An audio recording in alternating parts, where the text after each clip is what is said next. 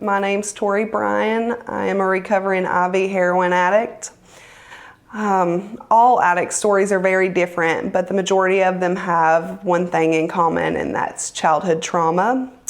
I experienced my first childhood trauma when I was 4. Me and my mom walked into the house and found my dad dead. He was only 27, and that kind of started the downfall for my mom in addiction. She became very dependent on pain pills just to numb the feelings. And I didn't notice it until I was a lot older, but that started it. And she got with a guy when I was 5. That was the first boyfriend she had after my father passed. And he had 2 kids, and they were older than me. He was very abusive. He used to say, if one does it, you all 3 get it. Stand in line from oldest to youngest, turn around, grab your ankles. I'm gonna hit you 3 times, and if you cry, you get hit again. I was always last, being the youngest, and I always got hit the hardest, being not his. My mom was with him for about a year before she left him, and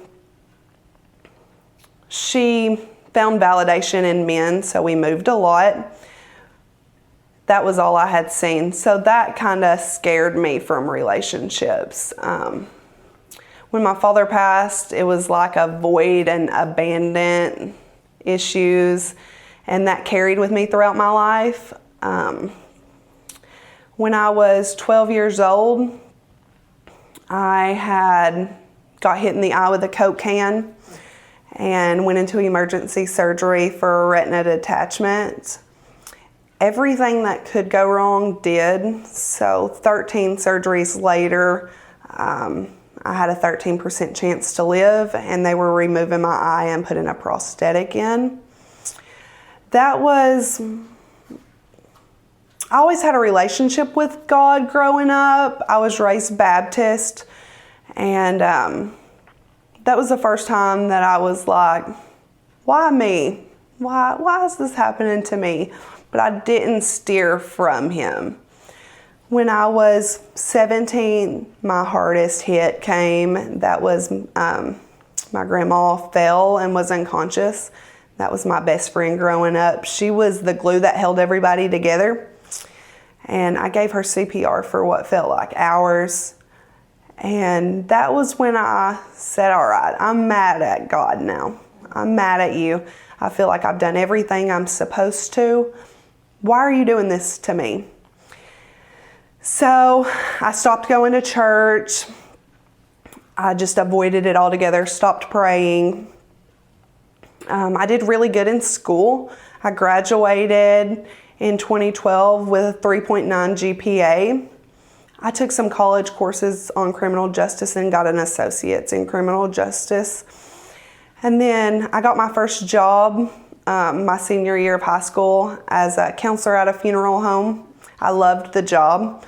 I was doing file updates at night for extra money, and the embalmer came in and tried to rape me. So I left there and started serving tables. I had met a really good friend there, and when I started managing, I was putting in a lot of hours. I just found out that my mom was shooting up, and I had came into work and I was upset and just felt like I couldn't handle any more on me. And my friend said, I've got something that'll make you feel better. And that was all it took. That one time I knew that I had made the biggest mistake of my life, but it gave me the numbness that I had always searched for. Throughout my life, I had developed some negative core beliefs. One being not to get close to people because I would be the one hurt. So if I didn't get close to you, you couldn't hurt me.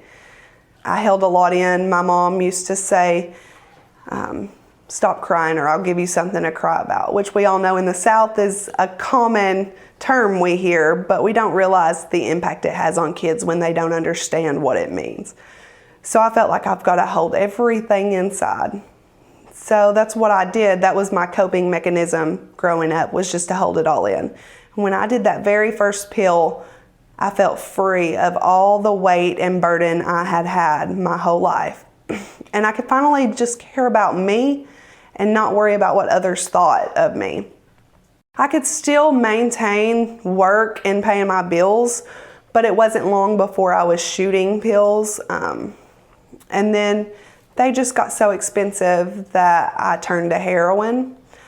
And that opened up a love that I had never felt. The love that I should have got from my mom growing up, I should have got from the adults, but I didn't. And that's what it gave me in the beginning. It was a best friend. It was a lockbox that I held all my secrets in with until I couldn't hold it anymore. And I started breaking the law to support my habit. I had sold myself to the heroin. Anything that I needed to do to get it, I did. It didn't matter how many times I went to jail. Didn't matter how many times I overdosed and was brought back. It was more important than all of that. So I went to jail in June of 2020. And that was the first time that I prayed to God. I got down on my hands and knees in the cell and I said, please let me die because I can't live like this anymore. I want to live, but I don't know how to change. But if it's your will that I live, I need a reason because I don't have one anymore. I don't have a purpose for life anymore. I was released from jail in July 2020.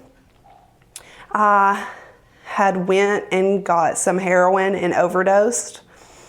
They Narcaned me 4 times and I still had to be bagged. And that was my rock bottom, looking at the hospital wall and seeing Jane Doe written on the door and thinking, I'm nobody to these people. I mean nothing to these people. So I called a rehab and I went to rehab. The day I got there, I found out that I was 4.5 months pregnant. I had no idea, but my conception date was July 26th, the day I was released from jail. And I heard God say loud and clear, you asked me for a reason. You got one. Do something with it. And that's what I had decided, that I was going to give my daughter everything that I didn't have. When I got out of rehab, I had an old warrant that popped up and I had to go back to jail. I was on my 4th violation on a 2-year sentence and they were done with me.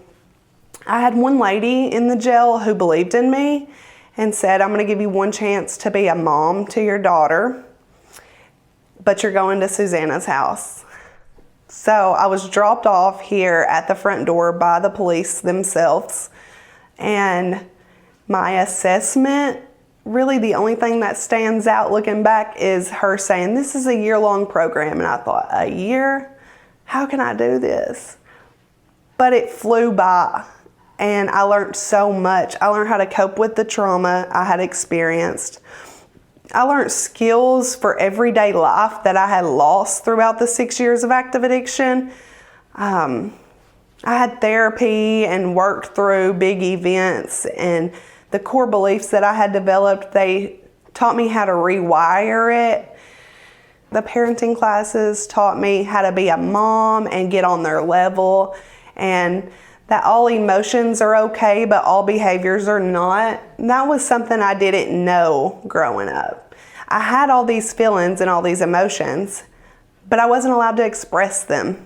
I had to keep quiet. So that was a big one for me. And I still work on trying to let the emotions out, but I've gotten a lot better. I was dropped off here on January 19th, 2021. I graduated January 19th, 2022. And it was the best day of my life. My attorney was there. The people that I thought were so against me, really they just wanted what was best for me. And they loved me and didn't want to see me ruin my life. And that's what Susanna's house did for me. They loved me until I could love myself, and they still love me today. And that's what I had needed my whole life. So I started working here February 2nd, 2020 in the preschool room. And it's been an honor to teach the kids ways to express their emotion and just see them learn every day and then also know what their moms are learning, because I did the same thing. My daughter has known these people since before she was born, and this is our second family. This is the family that we had always wanted. I guess a big thing that I want people to take away is that words hurt, and all it takes is one person giving you some sense of hope for you to decide to change.